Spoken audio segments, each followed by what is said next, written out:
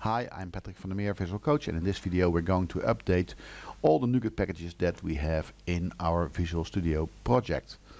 So let's see, and let's stop this running website, although it's only on local. And let's just go to the NuGet packages. So do a right mouse click on your project, and then go to Manage NuGet packages, and let's see how many NuGet packages needs an update. Now this needs of course a couple of seconds to go on the internet, depending on your internet connection, and then in my case it says we need 18 updates. Alright, so let's just select all the packages and just go with the flow. Go click update. Now I know this takes time. So this is actually a quite boring video because this is taking time, and this is all done as it is. Secondly, after we're done, sometimes the updates trigger a new update. So although I'm telling them that we're going to update 18 of these packages, in the end we might do another update because there's more to do.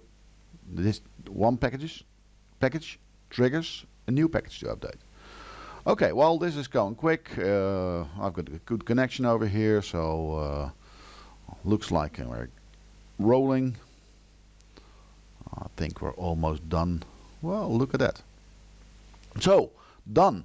And it immediately finds one other package. So, hey, I only know one solution for this. For now, I'll just update it. And we do one more package. And one of the packages that is being updated is Bootstrap. And Bootstrap, I told you we are on Bootstrap 3 when we opened this project. So now we're updated to 4, and this causes a little problem. Let's see what the problem is. Let's open the website again. Let's start all of it. See if it works, if there's no errors. Otherwise you have to tinker a little bit. Sometimes you will find problem with updating. But then again, you have to do it. So let's see what the trouble is. Remember that nice bar which was on top of the application? That bar is being broken because there is in Bootstrap 3 different classes behind this than there is in Bootstrap 4. So we need to fix this, and we're going to do that in the next video.